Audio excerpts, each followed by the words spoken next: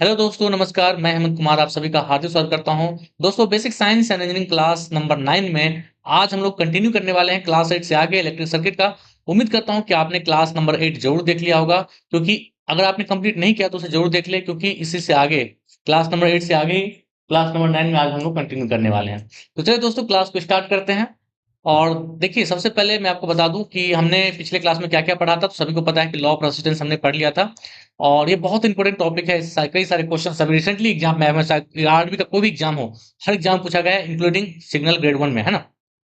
तो निश्चित रूप से बहुत इंपॉर्टेंट टॉपिक था। इसके बाद हमने कुछ न्यूमेरिकल्स, कुछ प्रॉब्लम भी किए थे। इसके बाद हमने फिर कनेक्शन, कॉम्बिनेशन ऑफ रेजिस्टेंसेस पढ़ाया था, जिसमें सीरीज और पैरेलल के बारे में मैंने आपको बताया था। बेसिक चीज आपको ध्यान रखना है। और जो न्यूमेरिकल्स आए हैं तो उस न्यूमेरिकल को फटाफट आपको सॉल्व करके निकलना है, क्योंकि यहाँ से आप आसानी से क्वेश्चन को बना करके स्कोर कर सकते हैं। और ये ऐसा पार्ट है जिसमें आपके क्वेश्चन छूटेंगे नहीं, है ना। बहुत अच्छे से कर लेंगे, कॉन्सेप्ट आपका क्लियर है तो आपका 100% मार्क है, इसमें गलती होने के चांसेस कम है ना। अगर आपको बेसिक पता है तो आसानी से क्वेश्चन को कर लेंगे। अब जो हम लोग कंप्लीट करने वाले हैं यहाँ पर, ये टॉपिक बहुत इंपॉर्टेंट टॉपिक है यहाँ से, और ये बेस है ना। आपके इलेक्ट्रिक सर्किट का ये बेस है, क्योंकि इलेक्ट्रिक सर्किट में तब तक आपका कुछ नहीं हो सकता जब तक आप केवीएल केसीएल नहीं सीखेंगे।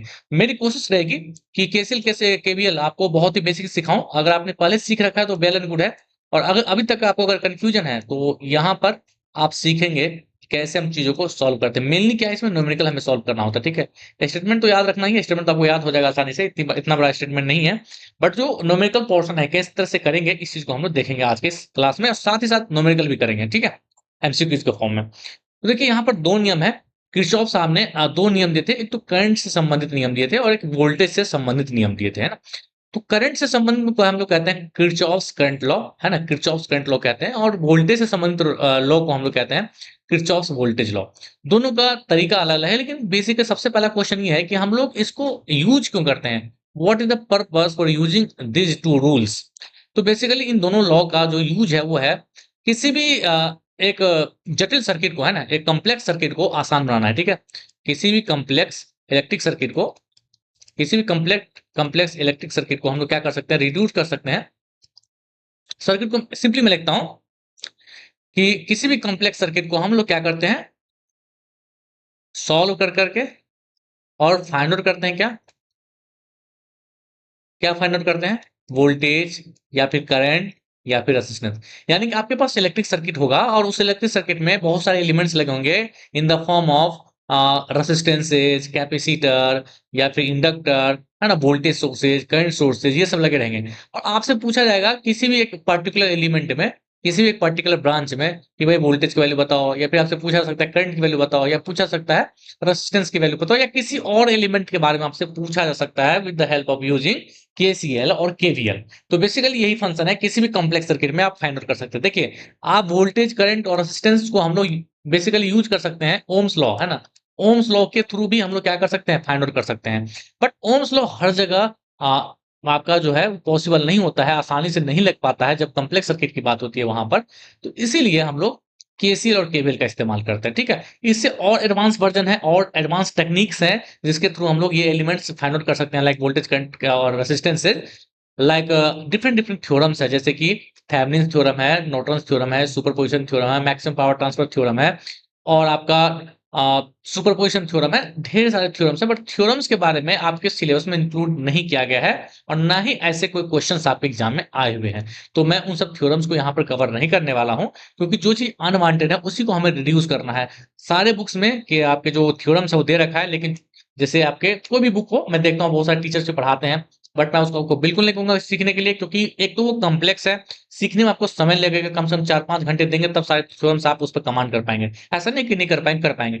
बट उससे जब क्वेश्चन नहीं आ रहे हैं, जब आपके सिलेबस में मेंशन नहीं है, तो मैं नहीं यहाँ पर समझता हूँ कि उस चीज को पढ़ना है आपको, ठीक है। और सबसे बड़ी बात, मैं क्यों इस दावे के साथ कह सकता हूँ, इस दावे के साथ कह रहा हूँ कि ये चीज आपको नहीं पढ़ना है, क्योंकि देखिए दोस्तों, यहाँ पर जो सिलेबस आपका गिवन है, ये जो आपका इलेक्ट्रिक सर्किट का सिलेबस गिवन है, वो on the basis of 12th class के एनसीईआरटी पर है ना। और 12th क्लास के एनसीईआरटी में भी थ्योरम्स नहीं पढ़ना है। सो जब वहां पर नहीं पढ़ना है, इसका मतलब यहाँ भी नहीं पढ़ना, और इसीलिए एग्जाम में भी नहीं आया है, और ना ही ये चीज आपके सिलेबस में मेंशन है। तो ये मैं आपको बहुत ही, टू बी वेरी ऑनेस्ट, मैंने आपको ये चीज क्लियर कर दिया है। तो आप इसको ध्यान रखें, कोई भी किताब में, किसी भी बुक्स में, किसी भी इंस्टीट्यूट में, किसी भी ऑनलाइन प्लेटफॉर्म पे अगर आपको थ्योरम्स पढ़ा दिया जा रहा है इस इलेक्ट्रिक सर्किट में, तो बिल्कुल भी आपको उसको इग्नोर करना है, क्योंकि एक आप पे एक बटन होगा, है ना? जो चीज़ पढ़ना है वही नहीं समझ पा रहे हैं आपसे, जो चीज़ नहीं पढ़ना उसे क्यों पढ़ रहे हैं आप, ठीक है? इस बात का ध्यान रखें। यही मेन एक गाइडेंस होता है जो आपको सिलेक्शन तक ले जाता है, ठीक है? चलिए, तो हम लोग बात करते हैं किरचॉफ। सबसे पहले हम बात करेंगे किरचॉफ के केसीएल के बारे में, फिर हम लोग बात करेंगे केवीएल के बारे में, ठीक है? किरचॉफ का धारा नियम और किरचॉफ का वोल्टा नियम। देखिए, आपको 2 चीज़ें जहाँ से ऑब्जेक्टिव बनता है, इस चीज़ को आपको क्या ध्यान रखना है। पहला आपका है आवेश के संरक्षण का, ठीक है? आवेश का संरक्षण। आपसे ये क्वेश्चन पूछा जाएगा कि बताओ भाई केसीएल किस चीज़ का कंजर्वेशन है? किस चीज़ का कंजर्वेशन है? कंजर्वेशन ऑफ चार्ज है, कंजर्वेशन ऑफ मास है, कंजर्वेशन ऑफ एनर्जी है, कंजर्वेशन ऑफ मोमेंटम है। आपको ऑप्शन में कई बार ये क्वेश्चन पूछा गया है, तो आपको ध्यान रखना है कि किरचॉफ करंट लॉ जो है वो कंजर्व करता है चार्ज को। किसको कंजर्व करके रखता है? चार्ज को। यानी कि this is the conservation of charge, यानी कि आवेश के संरक्षण के नियम का पालन करता है कौन? किरचॉफ का नियम, ठीक है? इस बात को आप ध्यान रखेंगे। नेक्स्ट, सेकंड, आपको ये भी चीज ध्यान रखना है किरचॉफ के वोल्टा नियम से संबंधित, कि ये जो किरचॉफ के वोल्टा का नियम है, यहाँ पर कंजर्व होता है in the form of energy, यानी कि एनर्जी कंजर्व होता है यहाँ पर, ठीक है? तो केवीएल में ऊर्जा संरक्षण होता है और केवीएल में आवेश का संरक्षण होता है। ये तो बहुत इंपॉर्टेंट पॉइंट है, इसलिए मैंने सबसे पहले फोकस किया है इस पर। हजारों बार डिफरेंट डिफरेंट एग्जाम्स में पूछे गए हैं क्वेश्चन, चाहे ग्रुप डी हो, जेई हो, आपका टेक्नीशियन हो, थर्ड हो, ग्रेड 1 हो, या फिर एनटीपीसी हो, कई बार ये क्वेश्चन पूछा गया है। तो ये बेसिक क्वेश्चन आपको ध्यान रखना है डिफरेंट डिफरेंट एग्जाम्स में, ठीक है? आप अच्छे से ध्यान रखेंगे। ओके, नेक्स्ट आगे बढ़ते हैं। अब हम बारी-बारी से चीज़ों को पढ़ते हैं। पहला आपका किरचॉफ का धारा का नियम। ठीक है? तो धारा के नियम में कहता है कि कोई भी एक जंक्शन है, ठीक है? कोई भी जंक्शन, जंक्शन क्या होता है? जैसे कि आपके घर में वो कोई इलेक्ट्रिक स्विच है, आपने देखा होगा इलेक्ट्रिक स्विच बोर्ड होता है, इलेक्ट्रिक स्विच बोर्ड। तो वहाँ पर आप देखेंगे कि बहुत सारे वायर्स जो है आकर के मिला है एक जगह पे, है ना? वहाँ पर डिफरेंट डिफरेंट स्विचेज़ हैं, वहाँ पे स्विच है फैन का, लाइट का, आपके पास ट्यूबलाइट का, या फिर और भी किस चीज़ का हो सकता है, एसी का, है ना? टीवी का। तो एक जगह आकर के एक बॉक्स बना होता है, उस बॉक्स में आकर के बहुत सारे वायर्स जो हैं यहाँ पर कनेक्टेड होते हैं ना? तो इस वायर जहाँ पे एक साथ कनेक्टेड होता है ना, इसी को हम लोग कहते हैं, टेक्निकल भाषा में जंक्शन कहते हैं। क्या कहते हैं? जंक्शन। या फिर इसको हम लोग नोड भी बोलते हैं। क्या बोलते हैं? नोड, ठीक है? जंक्शन या फिर नोड बोलते हैं, इस चीज़ का आप ध्यान रखेंगे। तो मान लीजिए कि आपके पास एक जंक्शन या नोड है इस तरीके से, इस पर क्या होता है कि बहुत सारे वायर जो हैं वो कनेक्टेड होते हैं, बहुत सारे वायर कनेक्टेड होते हैं, ठीक है? और इस डिफरेंट डिफरेंट वायर में कुछ करंट्स तो आती है इस जंक्शन के पास, और कुछ करंट जो है सो जा आती है और कुछ जाती है, ठीक है? इस तरीके से। कुछ इनकमिंग होते हैं और कुछ आउटगोइंग होते हैं। तो जो बाहर की तरफ जाती है ना करंट, उसको हम लोग कहते हैं आउटगोइंग करंट। क्या कहते हैं? आउटगोइंग। क्या कहेंगे उसे हम लोग? Outgoing current. और जो अंदर की तरफ आती है इसको हम लोग कहते हैं इनकमिंग करंट। तो आपको नोड को रेफरेंस में लेके चलना है, ये नोड या जंक्शन है। तो जो जो करंट इसके तरफ आ रही है उसे हम लोग कहते हैं इनकमिंग, और जो करंट इसके बाहर की तरफ जा रही है उसे हम लोग कहते हैं आउटगोइंग करंट। ठीक है? आउटगोइंग करंट, ठीक है? इस बात का आप ध्यान रखेंगे। ओके, ये चीज समझ में आ गया। और नोड या जंक्शन किसे कहते हैं?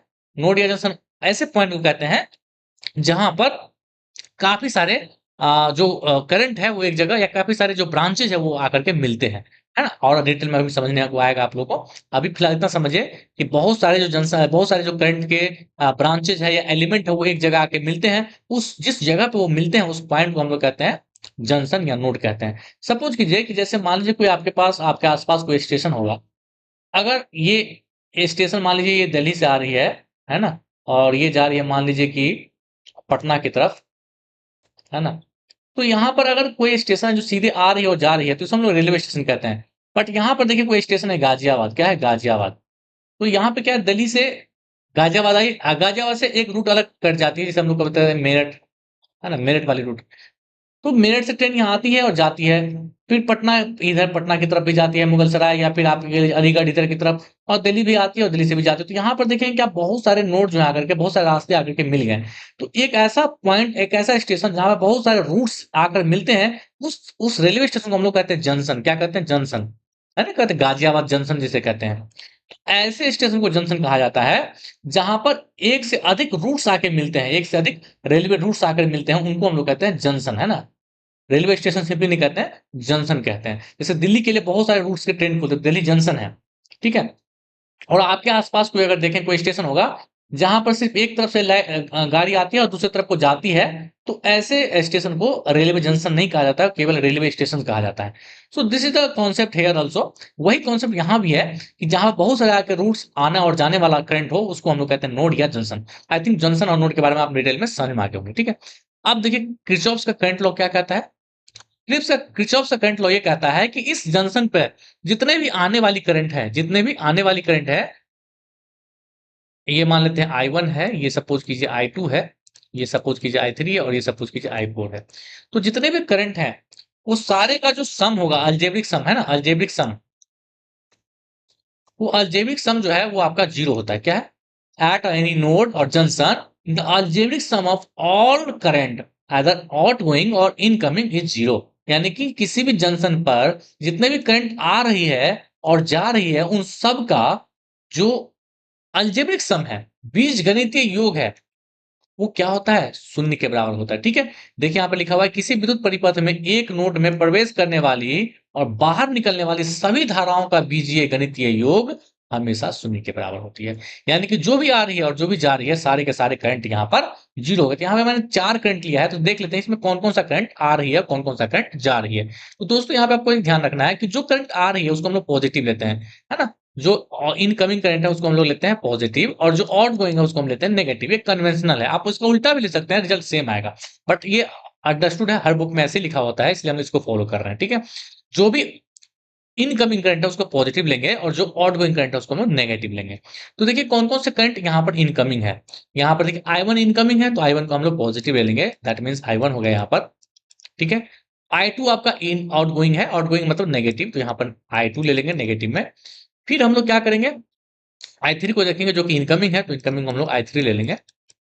और आपका I4 क्या आउटगोइंग है, तो आउटगोइंग को हम लोग नेगेटिव लेते हैं, तो I4 हो जाएगा। और अभी मैंने बताया कि किरचॉफ का फर्स्ट लॉ क्या कहता है कि incoming current is equal to outgoing current, sorry इन जो आपके जितने भी नोड पर करंट है उन सब का बीजगणित योग क्या होता है, शून्य होता है। तो हमें क्या कर देना है, इसको शून्य के बराबर कर देना है। ठीक है, अब यहाँ पर देखिए कि जो पॉजिटिव वाले हैं उसको हम लोग ऐसे रख लेते हैं I1 प्लस I3, क्योंकि दोनों पॉजिटिव है।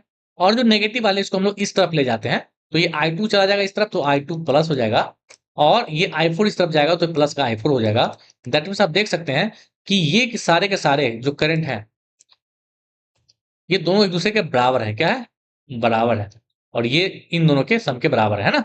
तो ये देखिए I1 और I3 क्या है, देखिए I1 इनकमिंग है और I3 भी इनकमिंग है। तो ये दोनों करंट जो है वो क्या है, इनकमिंग है।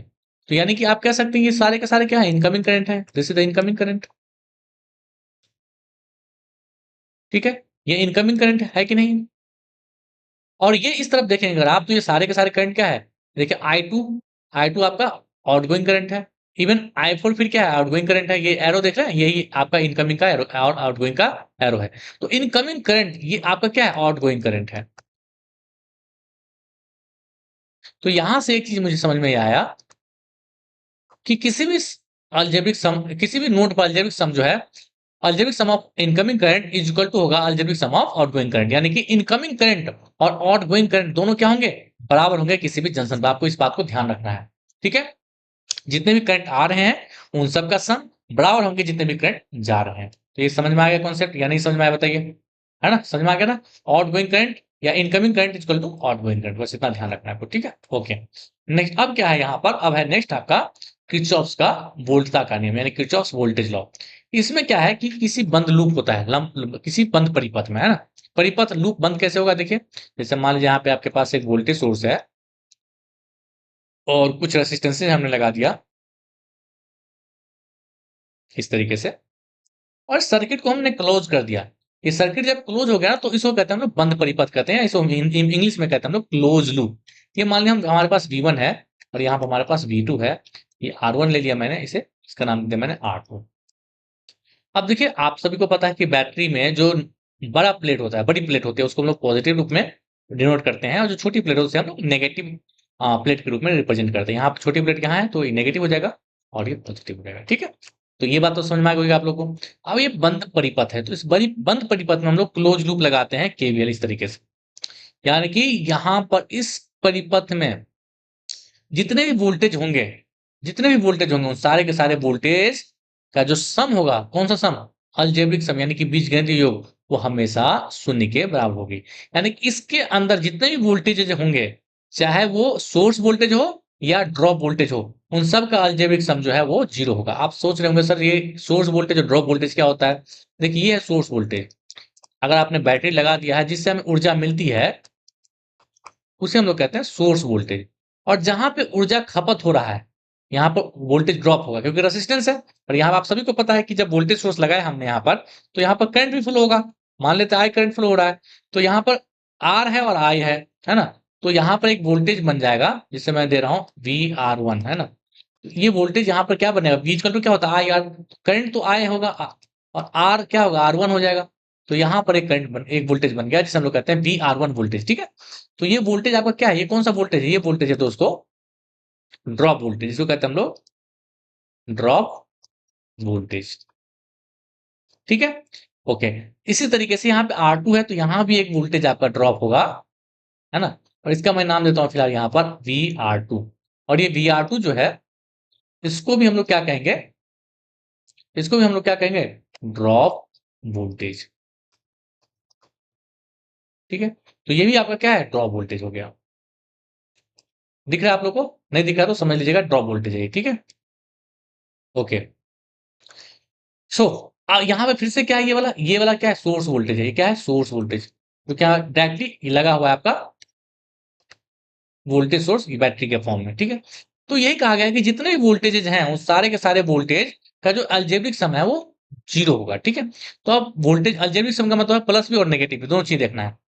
तो आपको देखिए एक चीज साइन कन्वेंशन ध्यान रखना है यहाँ पर, कि जितने भी करंट यहाँ पर हम करंट की दिशा में जाएंगे, तो जो बाद वाला साइन है उसको हमको लेना है, ठीक है। जो बाद वाला साइन है उसको हमें लेना है। तो यहाँ शुरू करते हैं, यहाँ पे मान लीजिए ए है, ये बी है, ये आपका सी है, तो ये आपका डी है। तो ये क्लोज लूप एबीसीडी में, तो लिखते हैं ऐसे ही, हम लोग ऐसे लिखते हैं इसको, applying KVL in loop ABCD. तो इस लूप में हम लोग अप्लाई कर रहे हैं। तो यहां से मान ए से स्टार्ट करते हैं और डी फिर ए पर हमें पहुंचना है विद अप्लाइंग केवीएल। तो इसमें हमें क्या करना है, जितने भी एलिमेंट के वोल्टेज है सारे वोल्टेज को हमें लिखना है with the considering their sign, ठीक है। तो साइन को कंसीडर करते हुए हमें ए से फिर ए पर ही पहुंचना है। तो यहां से अगर चलेंगे तो सबसे पहले हमें मिला ये वोल्टेज सोर्स, ये वाला वोल्टेज सोर्स है ना, ये वाला वोल्टेज सोर्स हमें मिला। तो यहाँ पर क्या मिलेगा, V1। तो देखिए बाद वाला साइन लेना, करंट इस तरफ जा रहा है ना, तो करंट के डायरेक्शन जो बाद वाला साइन है क्या है, पॉजिटिव साइन है। तो हमें बाद वाले साइन को लेना है डायरेक्टली, यहाँ पर हो जाएगा आपका V1। अब आगे जाएगा यहाँ पर, तो यहाँ पर ये करंट यहाँ पास करेगा यहाँ पर। अब इसके रास्ते में देखेंगे तो बाद वाला साइन क्या है, ये देखिए यहाँ पे एंटर कर रहा है। जहां भी एंटर करता है करंट, करंट जहां भी एंटर करे रेसिस्टेंस के केस में, तो एंटर हमेशा पॉजिटिव पे कराएंगे हम लोग और एग्जिट हमेशा हम लोग नेगेटिव पे कराएंगे।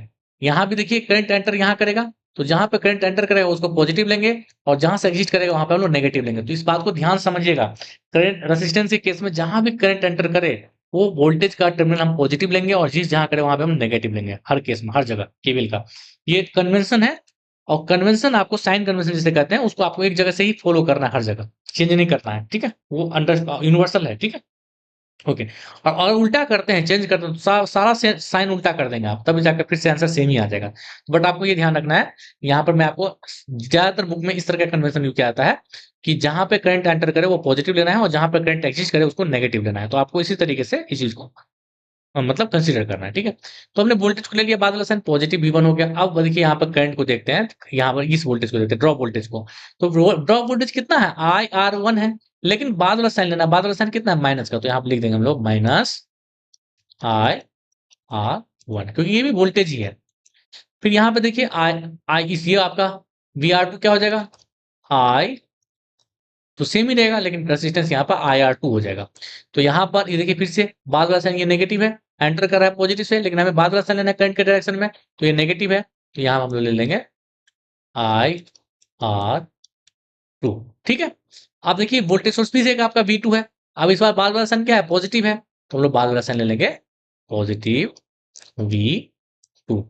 अब यहाँ से लगाते हुए यहाँ तक तो कोई यहाँ से तो कोई एलिमेंट नहीं है, डायरेक्ट यहाँ पे आ गए, यहाँ पे आ गए फिर से, तो बस हो गया। अब इस सब का हमने अलजेब्रिक सम ले लिया। अलजेब्रिक सम इसलिए लिया है कि करंट के डायरेक्शन को हमें देखना है, जहां पॉजिटिव है वहां पॉजिटिव लेंगे, जहां नेगेटिव है वहां नेगेटिव लेंगे, इसलिए इसको कहते हैं हम लोग अलजेब्रिक सम। तो इन सब का सम क्या हो गया, जीरो, ठीक है। अब हम लोग क्या करते हैं, सोर्स को एक जगह कर लेते हैं, ड्रॉप को एक जगह कर लेते हैं। देखिए तो ये आपका V1 हो गया और ये आपका माइनस का V2 हो गया, और ये दोनों उस तरफ जाकर क्या बनेगा, I कॉमन आ जाएगा, R1 प्लस R2 आ जाएगा। अगर आपको यहाँ से करंट की वैल्यू निकालना हो तो आप निकाल सकते हैं, कैसे, V1 minus V2 upon R1 plus R2, ठीक है। इस तरीके से आप चीजों को सॉल्व कर सकते हैं आसानी से with the help of KVL. और करंट की वैल्यू निकाल सकते हैं, कहीं वोल्टेज की वैल्यू निकालना तो वोल्टेज की वैल्यू निकाल सकते हैं, कभी आपसे निकालना हो रेजिस्टेंस की वैल्यू तो रेजिस्टेंस की वैल्यू निकाल सकते हैं। मेन चीज आपको ये ध्यान रखना है कि मुझे साइन के कन्वर्जन को ध्यान रखना है। रेजिस्टेंस के केस में जहां करंट एंट्री करता है वहां पॉजिटिव लेना है, जहां पे एग्जिट करता है नेगेटिव लेना है। और हमेशा ध्यान रखना है चाहे वोल्टेज हो या करंट हो, हमेशा बाद वाला साइन लेना है in the direction of current. इस चीज को आप अच्छे से गांठ मान लीजिए तो आपका समझिए केवीएल आपका आप मास्टर हो गए उसके। ठीक है, चलिए, तो ये था केसीएल और केवीएल को। अब हम लोग कुछ करते हैं, कुछ सवाल को करते हैं जो कि डिफरेंट डिफरेंट एग्जाम्स में आए हुए हैं। ठीक है, तो चलिए, यहाँ पे आपसे पूछ रहा है, पहला सवाल आपके सामने है और ये केवीएल पर बेस्ड है। तो इसमें क्या पूछा जा रहा है कि solve and find the value of I. तो करंट के वैल्यू को हमें पूछ रहा है, यहाँ पर ये आई है, देख रहे हैं। और चूंकि ये सीरीज में पूरा कनेक्टेड है तो इस हर जगह करंट आपका आई ही होगा, हर जगह करंट आपका आई होगा। अंडरस्टूड, एक ही लूप है तो करंट यहाँ पर सेम होगा। तो यहाँ पर देखिए अप्लाई करेंगे केवीएल। तो केवीएल अप्लाई करेंगे, मान लो यहाँ से स्टार्ट करते हैं और फिर यहीं पे घूम के हमें आना है और बाद वाला साइन लेना है। और यहाँ पे इत्तेफाक देखिए कि क्वेश्चन में ही ऑलरेडी साइन का जो है वो कन्वर्शन कर दिया गया वोल्टेज के सोर्स में। ठीक है, तो बहुत सारे वोल्टेज सोर्स है तो हमें देखना है। सबसे पहले ये वोल्टेज सोर्स है 10 वोल्ट और ये करंट इस तरह से ऐसे घूम रहा है, करंट है ना ऐसे घूम रहा है, ये इस तरीके से करंट घूम रहा है। तो मुझे बाद वाला साइन लेना है। तो बाद वाला साइन क्या है? प्लस। क्या आप लिखिए प्लस, और ये बाद कितना वोल्टेज है? 10 वोल्ट। तो 10 वोल्ट ले लिया हमने। फिर यहाँ पे मुझे मिला 5 ओम का रेजिस्टेंस मिला। तो यहाँ पर करंट जाएगा, बाद वाला देखा आपको पता है ना, करंट में जहां एंटर करेगा वहां पॉजिटिव लेना है, जहां पे एग्जिट करेगा वहां पर नेगेटिव लेना है, और बाद वाला साइन लेना है हमें नेगेटिव। तो नेगेटिव हो जाएगा और ये क्या बन जाएगा? आई आर वन मतलब आपका आई की वैल्यू तो आपको पता ही है, नहीं है अभी निकालना ही है। और ये आर की वैल्यू 5, तो क्या हो जाएगा? 5 आई। ठीक है, लिखते हैं ना भाई I R one, voltage equal to क्या होता है? I R. आर की वैल्यू कितना है? 5 और आई की वैल्यू हमें पता ही नहीं है तो मैं लिख दिया 5 आई। और चूंकि बाद वाला साइन हमें लेना है तो बाद वाला साइन क्या है? नेगेटिव है, तो नेगेटिव हमने ले लिया। फिर यहाँ पे देखिए बाद वाला साइन पॉजिटिव लेना है हमें। बाद वाला साइन क्या है? पॉजिटिव। यहाँ 5 वोल्ट है तो 5 वोल्ट डायरेक्ट लिख देना है। फिर यहाँ पे देखिए एंटर कर रहा है करंट पॉजिटिव। करंट एंटर कैसे पता चला है? करंट इस डायरेक्शन में जाएगा ना, ऐसा तो नहीं कि इसमें करंट इधर जाएगा यहाँ पर जाकर अपना मुड़ जाएगा उल्टा, ऐसा नहीं है। करंट एक ही डायरेक्शन में फ्लो होता है ना, ऐसा नहीं कि अपना मुड़ जाएगा आगे जाकर, नहीं। यहाँ पे अगर ऐसे आ रहा तो ऐसे ही जाएगा लूप में। ठीक है, तो यहाँ पे करंट एंटर का पॉजिटिव, यहाँ पर करंट एंटर एग्जिट कर रहा है तो नेगेटिव। तो अब चूंकि बाद वाला साइन क्या है? नेगेटिव है, तो नेगेटिव ले लेंगे। यहाँ पर 2 रेजिस्टेंस की वैल्यू है और आई हो जाएगा आपका। फिर यहाँ पर देखिए माइनस का साइन लेंगे इस बार, क्योंकि बाद वाला साइन नेगेटिव है वोल्टेज में, -20। और यहाँ पर देखिए एंटर कर रहा है तो पॉजिटिव, एग्जिट कर रहा है तो नेगेटिव, बाद वाला साइन लेंगे तो नेगेटिव, माइनस का 3 आई। इक्वल टू क्या हो जाएगा? 0। यही तो है भाई, आप आगे आपको एलिमेंट ही नहीं है। ये तो केवल कहता है कि किसी भी लूप में जो टोटल आपका वोल्टेज होगा उसका सम क्या होगा? 0 होगा। तो हमने सारे वोल्टेज को लिख दिया, चाहे वो रेजिस्टेंस के टर्म में हो या फिर उसे वोल्टेज सोर्स के टर्म में हो। आप देखिए, आप क्या कहिए, जितने भी आई वाले हैं सारे को एक जगह कर लीजिए। माइनस का 5 आई, माइनस का 2 आई, -7 आई और माइनस का 3 आई, माइनस का 10 आई। ये सब हो गया। और उसके बाद क्या, आप एक जगह रख लीजिए कांस्टेंट वाले टर्म को, 10 प्लस का ये -20 का है, 10 और 15 प्लस 15 और -20, तब -5 बचा। -5 इज आपका बचा ना, -5, तो इस तरफ जाकर क्या हो जाएगा? माइनस का 5 हो जाएगा। और ये माइनस सॉरी प्लस हो जाएगा, है ना। देखिए 10 और 5 15 में से 20 गया तो -5 बचा ना, इस तरफ जाकर क्या हो जाएगा? प्लस हो जाएगा ये। ठीक है, प्लस का 5, तो आई इक्वल टू क्या हो जाएगा भाई? -0.5 हो गया। 5/10 क्या होता है? आधा। और ये माइनस है क्योंकि माइनस इस तरफ पोला प्लस है, तो आई इक्वल टू क्या हो जाएगा? माइनस का 0.5। सो आपका ऑप्शन कौन सही है इसमें? पहला ऑप्शन सही है। उम्मीद करता हूं कि आपने इस क्वेश्चन को आसानी से कर लिया होगा। ठीक है, समझ में आ गया होगा आप लोगों को। ठीक है, अब देखिए नेक्स्ट क्या है। क्वेश्चन कह रहा है क्या कि अ जंक्शन वेयर 2 और more than 2 network element meet is known as. मैंने बताया जैसे मान लीजिए नेटवर्क है और यहाँ पे बहुत सारे क्या है? करंट आके मिल रहा है। ठीक, कुछ करंट आ रहा है, कुछ करंट जा रहा है ना। तो इस पॉइंट को हम लोग क्या कहते हैं? जंक्शन कहते हैं या नोड कहते हैं। क्या कहते हैं? जंक्शन या नोड। तो यहाँ पर नोड आपका आंसर हो जाएगा, ब्रांच नहीं होगा, लूप नहीं होगा, मेश नहीं होगा। ठीक है, समझ में आ गई बात को, तो ये आपका इसका आंसर आसानी से निकल जाएगा। अब देखिए find the R value from the below circuit. यहाँ पर आर की वैल्यू, ये जो आर है ना, इसकी वैल्यू पूछा जा रहा है। बहुत अच्छा क्वेश्चन है, इंपॉर्टेंट क्वेश्चन है। इस तरह के क्वेश्चन आप एग्जाम में आ जाए तो बहुत सारे जो हमारे कैंडिडेट्स है ना इस क्वेश्चन को छोड़ देते हैं, इग्नोर करते हैं, नहीं बन पाता। देखिए इसमें कैसे करेंगे। देखिए यहाँ पे इसको सॉल्व करने के बहुत सारे तरीके हैं, है ना। या तो आप केवीएल लगा लीजिए या केसीएल लगा लीजिए। तो यहाँ पर मैं केसीएल लगाऊंगा, ठीक है। लेकिन केसीएल में अभी आप परफेक्ट हुए नहीं है, तो मैं पहले यहाँ पर केसीएल इसमें लगा के दिखा देता हूँ आपको, है ना। फिर हम नेक्स्ट क्वेश्चन को करेंगे, ठीक है। ओके, तो यहाँ पर देखिए ये नोड है, यहाँ पर एक नोड है, और केसीएल में क्या कहा था, जितने भी करंट है आप सारे करंट को जोड़ दीजिए। इनकमिंग वाले को हम लोग लेंगे पॉजिटिव और आउटगोइंग वाले को लेंगे नेगेटिव। देखिए I1 आपका क्या है, देखिए I1 आपका 2 है, और चूंकि आ रहा है इसलिए हमने पॉजिटिव ले लिया। फिर I2 कहाँ है भाई, I2 ये है, ये भी आ रहा है तो उसको हमने पॉजिटिव ले लिया 20 एम्पियर। फिर I3 देखिए I3 जा रहा है तो उसको हमको नेगेटिव लेना पड़ेगा 5 एम्पियर। और I4 क्या है, जा रहा है तो उसको नेगेटिव लेना पड़ेगा। I4 की वैल्यू गिवन नहीं है, हमें निकालना ही I4 हमें निकालना ही है। तो I4 हो जाएगा इक्वल टू क्या हो जाएगा, 0। तो किसी भी नोड पर सारे करंट का वैल्यू क्या हो जाएगा, 0। तो बस हमने निकाल दिया। अब देखिए I4 माइनस का I4 हो जाएगा यहाँ पर, इक्वल टू देखिए 2 और 20 22, और मैं से 5 गया तो 17, प्लस का 17 इस तरफ जाएगा तो क्या हो जाएगा माइनस का 17। तो ये आपका क्या हो जाएगा, कैंसिल हो जाएगा। I4 की वैल्यू कितनी निकल के आ जाएगा आपके पास, 17 एम्पियर। तो ये आपका कितना आसान है, ऐसे क्वेश्चन पूछे गए आप एग्जाम में, इवन जेई तक में क्वेश्चन पूछा गया है, ठीक है। तो ये 17 आपका कौन सा ऑप्शन है, ऑप्शन नंबर 3 आंसर है, ठीक है। ओके, अब हम इस क्वेश्चन को करते हैं, थोड़ा सा आपको आइडिया लगा होगा कि कैसे हम लोग लगाते हैं केसीएल।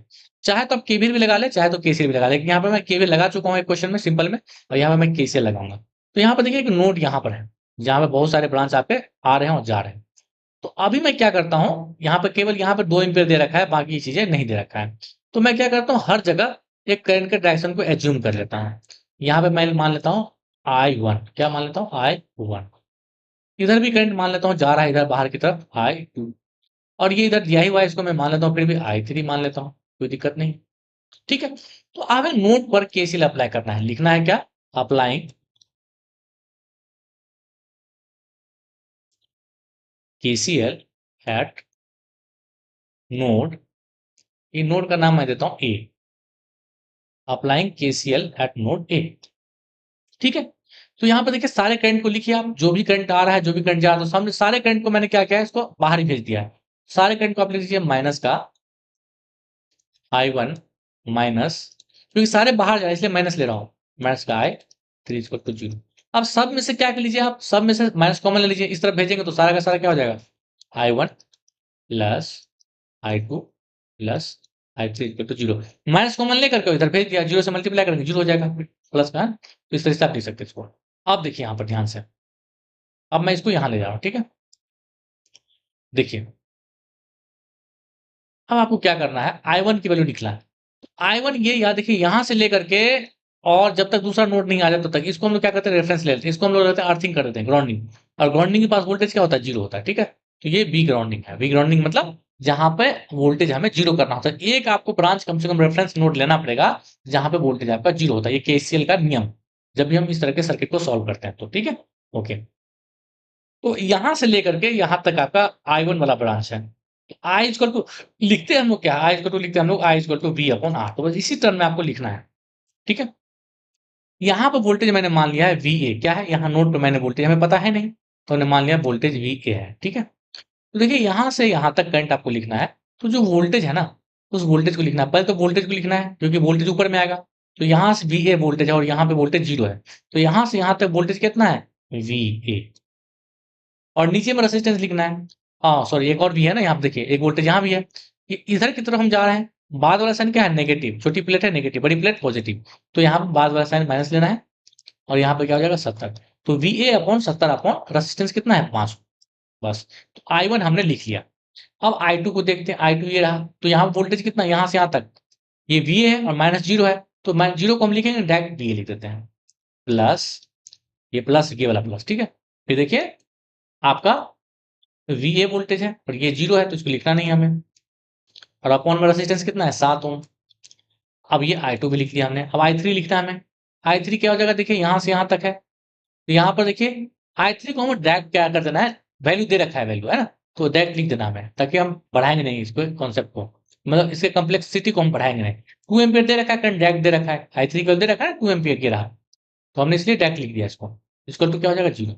तो अब देखिए क्या करते हैं हम लोग सॉल्व करने के लिए, इन दोनों का एलसीएम लेते हैं, इसको इस तरफ भेज देते हैं, इन दोनों का जब एलसीएम लेंगे तो ये हो जाएगा 35, और ये आपका इस तरफ जाकर -2 हो जाएगा। ठीक है, 5 7 जा 35, तो इसको भी हमें 7 बार पढ़ना पड़ेगा, ये 7 बी हो जाएगा, और ये आपका 4 9 0 होगा, 7 7 49 होता है ना, तो आपका 490 हो जाएगा, ठीक है। और यहाँ पर देखिए 7 पंचे 35, तो 5 बार इसको पढ़ना पड़ेगा, 5 दिए, तो ये 7 और 5 12 दिए, और ये 490 इस तरफ जाएगा तो प्लस हो जाएगा, तो प्लस और ये माइनस कितना हो जाएगा 488, ठीक है। और ये मल्टीप्लाई हो जाएगा 35 से, ठीक है। तो यहां से हमें VA निकालना है, तो VA कितना निकल के आ जाएगा, आप इसमें कटेगा 12 चौक 48, नहीं कटेगा ना। हाँ, तो उसको आप मल्टीप्लाई कीजिए, मल्टीप्लाई करके कितना आ जाएगा, मल्टीप्लाई और डिवाइड करके VA की वैल्यू निकालिए सभी लोग, कितना आ जाएगा। तो ये जो आपको निकल के आएगा 488 × 35, और ये इसकी जो वैल्यू आ जाएगी आपके आपके पास, एक सेकंड, ये जो आपका वैल्यू आएगा ये आपका 7080 आ जाएगा, ठीक है। और इसको आप डिवाइड करेंगे कितना से, 7080 को आप डिवाइड करेंगे 12 से, तो ये डिवाइडेड बाय 12 से जब देंगे आप, तो ये आ जाएगा आपका 1423.33, ठीक है। तो ये वोल्टेज आपका आ गया, लेकिन हमें वोल्टेज नहीं निकालना है, हमें निकालना है आर की वैल्यू, है ना, ये आर की वैल्यू निकालना है। तो आर कैसे निकालेंगे, अब वोल्टेज निकल गया ना, तो आर हम निकाल सकते हैं कैसे, देखिए, अगर हम I3 लिखना चाहें यहां से I3, तो देखिए क्या हो जाएगा, वी ए अपॉन में आर हो जाएगा, है ना। तो VA की वैल्यू हम निकाल चुके हैं, ऐसे लिखिए VA अपॉन ये आर, आर हो जाएगा। तो भाई VA की वैल्यू कितना है हमारे पास, हमने निकाल दिया VA की वैल्यू, कितना निकाला हमने, 14.1423.33, और आर की वैल्यू कितना है हमें निकालना है, ठीक है। और करंट की वैल्यू I3 की वैल्यू हमें दे रखा है कितना, 2, तो आप सीधे निकालेंगे अगर आर की वैल्यू, तो देखिए ये यहां आ जाएगा, तो 1423.33 और अपॉन में 2। तो यहाँ पर क्या है, कुछ मिसिंग है, कुछ गलती कर देगा इस, ये आपका हो सकता है ये 7 वोल्ट हो। चलिए डिवाइड करके देख लेते हैं हम लोग, जब इसको डिवाइड करेंगे 2 से तो कितना आएगा, तो ये आ जाएगा 700, ये आएगा आपका 711.66। तो यहाँ पर कुछ मिसिंग है ना, कुछ वैल्यू जो आपके पास या तो 70 नहीं होगा, ये 70 जो दे रखा है यहाँ पे, या फिर हमने कहीं मल्टीप्लाई में गुना में गलती किया है। जैसे यहाँ पे एक बार चेक कर लेता हूँ मैं, इन दोनों कैल्शियम 7 पंचे 35 हो जाएगा, तो ये 5 भी हो गया, ठीक है, 7 भी है, और ये 7 7 49, ठीक है, ये 7 5 12 हो गया, ठीक है, और ये 490 इधर जाकर प्लस हो जाएगा, तो ये आपका 488 हो जाएगा, ठीक है। ये 35 इधर जाकर मल्टीप्लाई हो जाएगा करके, ये आपका इतना बना देगा, मल्टीप्लाई गलती नहीं किया है ना, 488 × 35, ये आपका 1708, ठीक है, ये तो बिल्कुल सही है। और इसको जब 12 से डिवाइड करेंगे हम लोग, है ना, 7 5 12, हाँ, तो ठीक तो है। तो इसका मतलब कहीं न कहीं यहाँ पे हमारा जो आंसर आया ना 7.1 आएगा। यहाँ पे आपका 711, तो कुछ ना कुछ यहाँ पे मिसिंग है, ठीक है? एक बार आपको क्रॉस चेक कर लेंगे। अगर कहीं मिसिंग हो तो मुझे आप कमेंट बॉक्स में बता दीजिएगा, मैं उसको करेक्ट कर दूँगा, ठीक है? लेकिन मेरे हिसाब से आपका जो आंसर है, वो यहाँ पे ही है। जिस जिस तरीके से डाटा दे रखा है ना, उस हिसाब से आंसर आपका यही आएगा, ठीक है? बाकी एक बार आप देख सकते हैं। बाकी तो ठीक है, कोई सी बात नहीं है इसमें। बाकी ठीक है।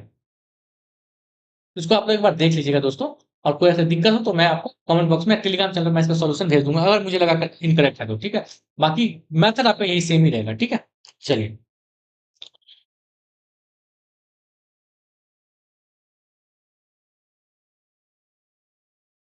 दोस्तों, कहाँ पे मिस्टेक हुआ है मुझे पता चल गया है। देखिए यहाँ पे आपका जो हमने गलती की, यहाँ पे इस टर्म में गलती की, यहाँ पे गलती की, ठीक है। इसको पहले मिटा देते हैं हम लोग, मैं बताता हूँ कहाँ पे गलती हुई है हमसे। देखिए ये जो है ना, यहाँ पे इन दोनों क्रॉस मल्टीप्लाई करने पड़ेगा पहले, है ना। ये हमने नहीं किया था, 7VA माइनस 490 प्लस 5VA, और ये क्या हो जाएगा माइनस का 70। ये 490 प्लस होकर इधर जाएगा, और ये 7 और 5 कितना हो जाएगा 12VA, है ना। और ये आपका हो जाएगा 490 में से 70 गया, है ना, माइनस का है, तो ये क्या हो जाएगा 420 हो जाएगा। तो यहाँ से VA इक्वल टू कितना आ जाएगा आपका 12 के 36, और 12 पंचे 60, है ना। तो ये आपका 35 हो जाएगा, 35 वोल्ट। तो यहाँ पर आपको क्या करना है, 35 वोल्ट ही पुट करना है इसको,